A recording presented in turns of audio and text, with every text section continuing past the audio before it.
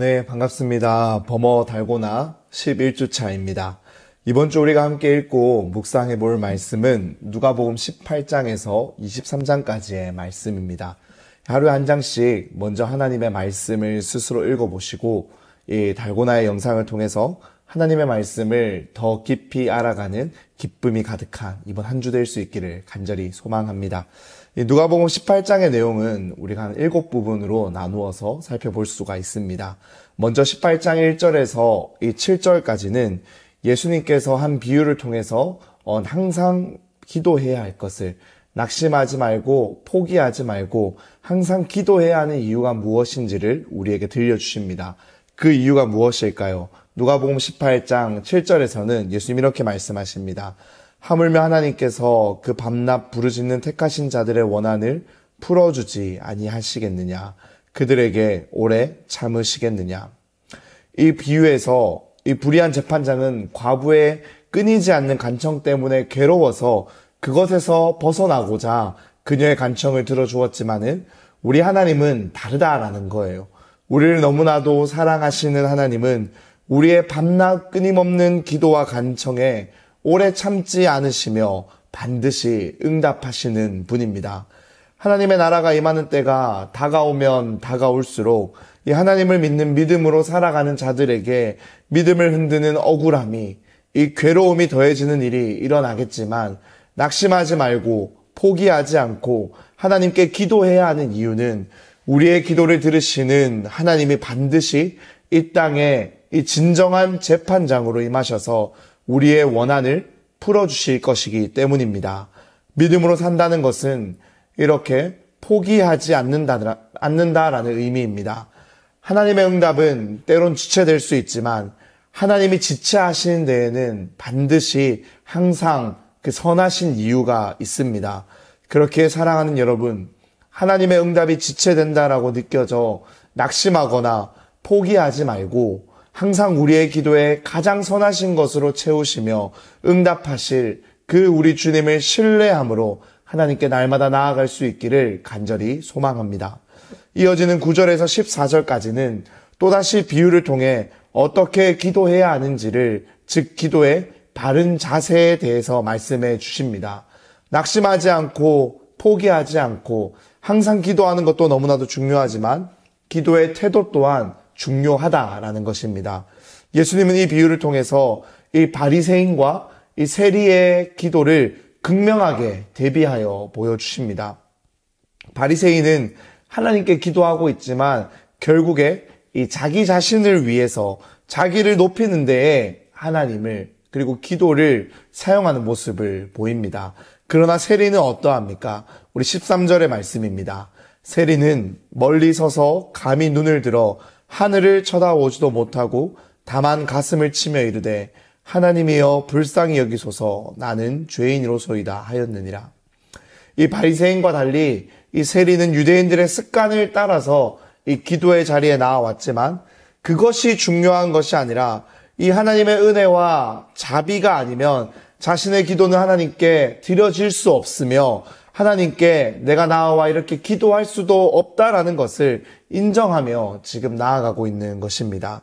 이렇게 하나님께 나아가는 모든 자들은 도저히 나아올 수 없는 우리를 당신 앞으로 불러주셨음에 감사하며 그렇게 더더욱 나의 죄인됨을 인정하며 동시에 그러한 우리의 기도를 들으시고 가장 선한 것으로 응답하실 주님만을 신뢰하며 나아가야 할 줄로 믿습니다. 이어지는 15절과 17절의 내용에서는 예수님께로 나오는 어린아이들을 축복하시는 장면으로서 하나님 앞에 나아가는 우리에게 이 어린아이와 같은 겸손의 모습이, 그 자세가 또한 올바른 태도이다라는 것을 우리들에게 말씀하고 계십니다. 또 이어지는 18절에서 이 30절까지의 말씀에서는요, 한 부자 청년과의 만남을 기록하고 있는데 이 어린아이와 같이 이 겸손의 모습이 하나님께 나아가는 올바른 태도임을 말씀하신 하나님은 세리의 기도가 바로 그러한 겸손의 모습이었다라고 말씀하시며 또한 이 18절에서 30절까지의 모습을 통해서 이 부자 청년의 모습이 하나님 앞에 겸손히 나아가는 것을 거부하는 사람의 예로서 지금 들려주고 있는 것입니다. 하나님의 계명을 이 어려서부터 다 지켰다라고 당당하게 고백하고 있는 이 청년을 향해서 그 청년이 도무지 지킬 수 없는 요구를 예수님께서는 하십니다. 그것이 무엇입니까? 22절의 말씀입니다. 예수께서 이 말을 들으시고 이르시되 내게 아직도 한 가지 부족한 것이 있으니 내게 있는 것을 다 팔아 가난한 자들에게 나눠주라. 그리하면 하늘에서 내게 보화가 있으리라. 그리고 와서 나를 따르라 하시니. 예수님의 이 말을 들은 부자 청년은 근심하며 돌아갑니다.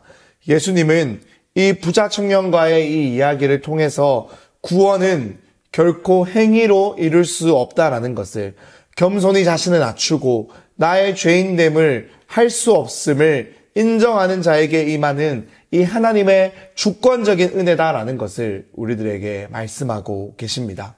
이어지는 이 31절에서 34절에서는 이 세 번째로 자신의 죽음에 대해 예고하시는 예수님의 모습을 보여줍니다. 하지만 제자들 가운데 그 누구도 이 예수님의 이 말씀이 무슨 뜻인지를 바르게 이해하지 못합니다. 마지막으로 이 35절에서 43절까지의 말씀을 통해서 이 예수님께서는 한 맹인의 눈을 뜨게 하여 주시는 것을 우리들에게 들려주십니다. 예수님은 자신이 이 세 번이나 예고한 대로 이제는 십자가를 지기 위해서 예루살렘으로 올라가고 있습니다.